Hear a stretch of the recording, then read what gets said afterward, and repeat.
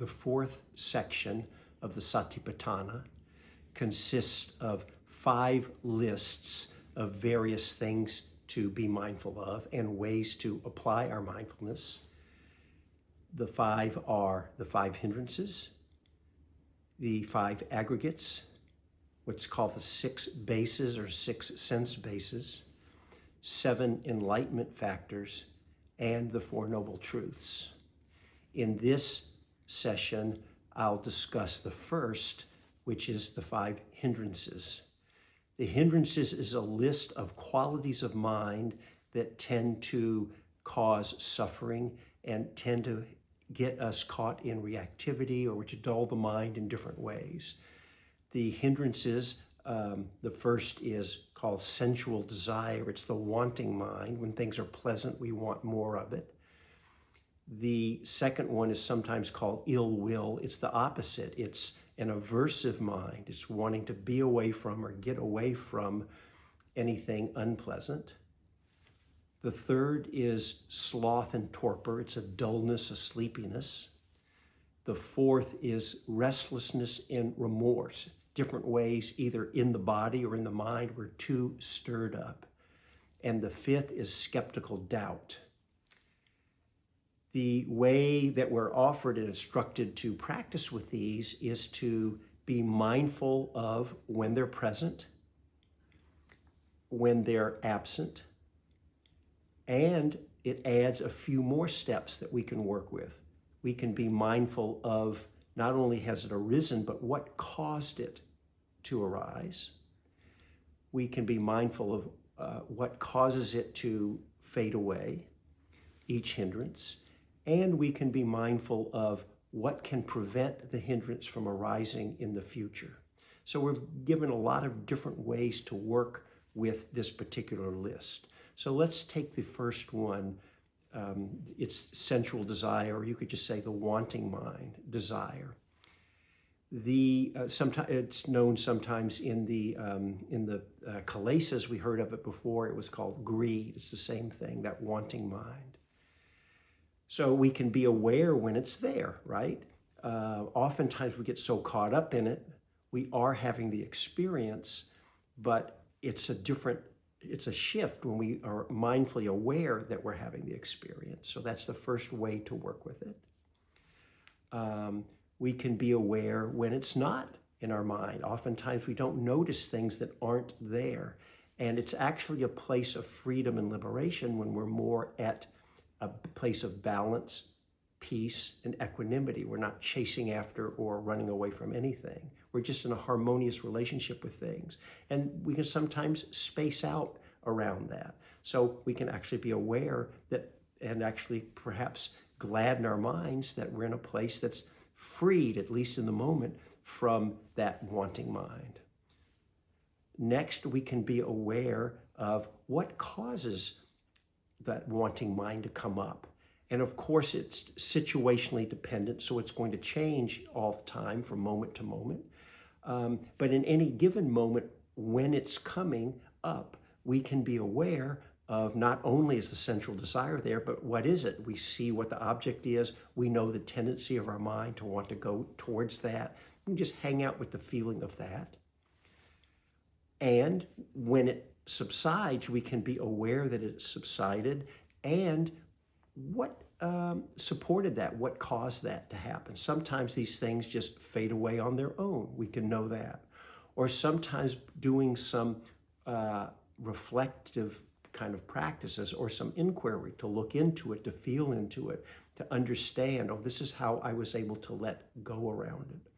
Oftentimes, just shining the light of awareness on that wanting mind is enough to have it kind of self-liberate and let go and fade away. Then we can also be aware, the last way where it's offering and suggesting we practice is what can prevent this from arising in the future. So depending on what the situation is, we can know ahead of time, this is a tendency of my mind. I know I tend to fall into that wanting, which can lead to the craving and the clinging. So what might prevent it? One thing is we may avoid that particular sense input. We may stay away from whatever the object or the thing is that causes us to start the wanting mind. Other times we know that I'm still going to have the experience, but I am, by bringing my awareness and just staying with a sense of balance and steadiness of mind, that's enough to help me meet it. So these are all different ways to work with it. And similarly, for the ill will or the aversive mind, again, it's the same. What is it present, not present? What caused it to arise? What caused it to fade away? And what can help prevent it from arising in the future? Sloth and torpor is an interesting one because in order to do these practices, we need to have a certain clarity of mind. And just by the nature of sloth and torpor, we have a dullness of mind.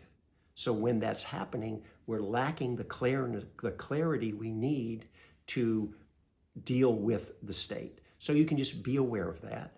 And then sometimes with this one, we may need to actually shift the energy.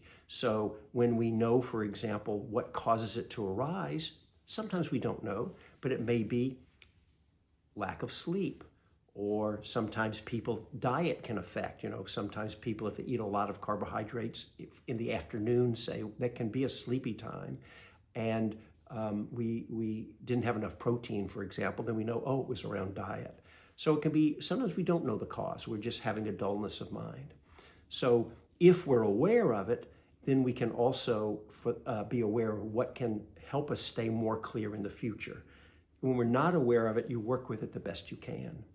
Similarly with restlessness and remorse, remorse is just another particular variety of what can have our minds stirred up. Restlessness can be in the body, just an energetic feeling, or our minds can be too stirred up, or they can be connected together. Sometimes just being mindful of what's happening will serve us. Other times it can help to feel, is there something underneath that's fueling it? We may have had some things in life that we're worried about, or the opposite, that we're particularly excited about. So we're seeing what's fueling the restlessness, our minds being stirred up. We may have had certain interactions with people that were very pleasant or were difficult and challenging. There could be many, many different causes. And again, we're not always aware of the causes. So we just use what we are aware of to work around restlessness. Sometimes the best we can do is just be mindful of the experience of restlessness. That's the bare mindfulness. And that then we might notice that's unpleasant. And then some ill will or aversion, that hindrance might come up. These hindrances can affect and feed on each other. So we just stay mindful the best we can through all of these.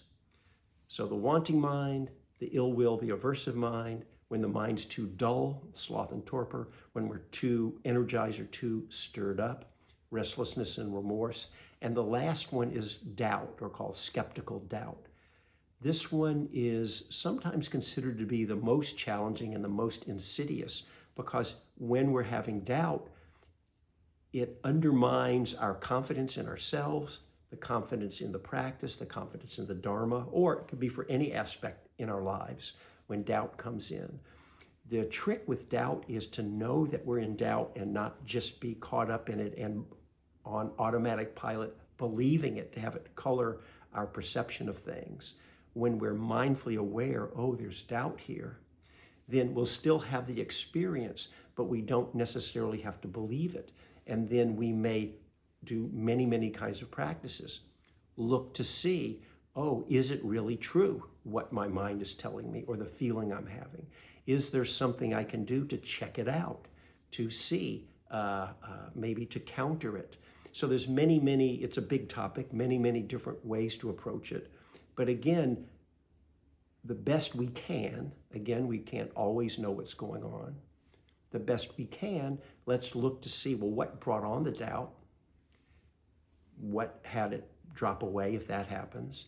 And what can we do to prevent it from arising in the first place?